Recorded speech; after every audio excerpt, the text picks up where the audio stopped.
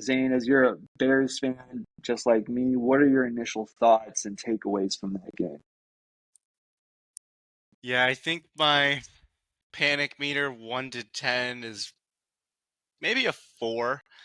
Not too high. Let's not take too much stock into week one. I know we love overreaction Monday and Tuesday. What I think was unfortunate, we couldn't get DJ Moore involved. We only had 5 rush attempts with Roshan Johnson.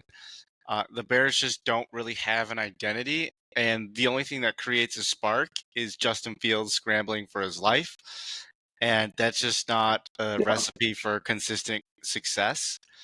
And it's really, I know there's no film on Jordan Love, but it was really disappointing at home season opener to see the Bears come out flat like that.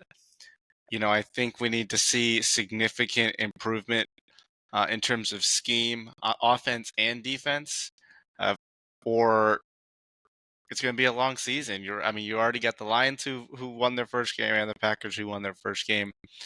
We're pretty lucky the Vikings didn't win their first game as well. So not time to hit the 10, but it was definitely a disappointing game for sure.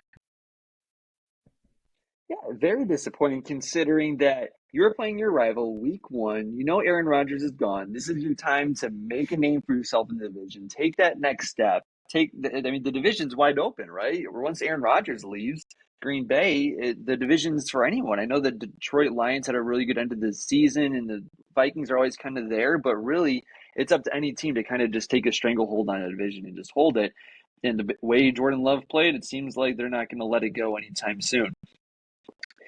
It's disappointing because you had so much time in the offseason to prepare and you decided to not play your players a lot during the preseason games and a lot during mini camp, OTAs, training camp against the other teams, and it showed.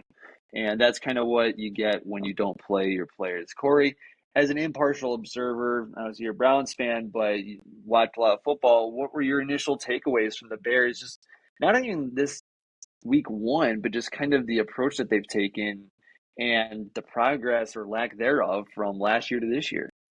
Yeah, I am fairly impartial about this. I really don't. It doesn't matter to me one way or the other so much, but I would love to have been a fly on the wall in that locker room after that game because I'm hitting the panic button. I There seemed to be zero preparation for that game, and you made a good point. We don't know a lot about what to expect out of Jordan Love, but I mean the Bears, they looked lost. They looked like they didn't want to be there half the time too, and that's not good when you play your division rival, your biggest rival, and they just come out and they continue to just dominate. And you're right. I mean, they have to have Fields scramble to get any kind of excitement on the field, to have any kind of success.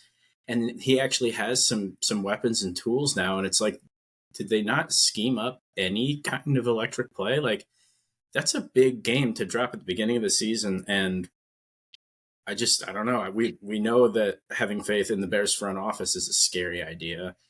And it doesn't look like they hit any home runs with the coaching staff right now, and I'm hitting the panic button already. I rarely do this week one, but boy oh boy, that's a bad start, and they better hit the ground running this week for practice, and they better be. I mean, you just got to let people start hitting people and get excited about something because right now they got nothing to be excited about. Corey, I'm right there with you. I'm hitting the panic button. I know it's week one, but you had all offseason prepared. You knew Green Bay was week one at home field advantage. You had everyone hyped about Justin Fields taking his year three leap, and that's kind of what you brought. Are you kidding me? Like the fact that Justin Fields honestly looked like he really didn't make any progress from last year over the offseason. In fact, the team was more competitive last year. I know they lost a lot of games. They went 3-14, but they at least were looked competitive. You're like, maybe just like a couple players and this defensive group, this offensive line here, we can really see something being created for the long term. And you thought maybe just a few plays because you were pretty competitive. And then this week, they just looked totally inept in the second half. And even the first half, the offense looked just totally out of it. They were nowhere to be seen. And I thought it was just a complete abject failure up and down across the roster and with the coaching staff. And it really goes to show, Corey, too, with the coaching staffs. You see those winning cultures in San Francisco, Baltimore. I mean, hell, even the Patriots. I mean, this Bill Belichick, you still kind of have some respectability there, despite getting almost blown out by the Eagles. They still made it a close game at the end. I mean, go down. You know those teams that are going to be in there year in and year out, and unfortunately, the Green Bay Packers are one of them, and the Bears are not. It just goes to show culture-wise how important that uh, infrastructure is for a team.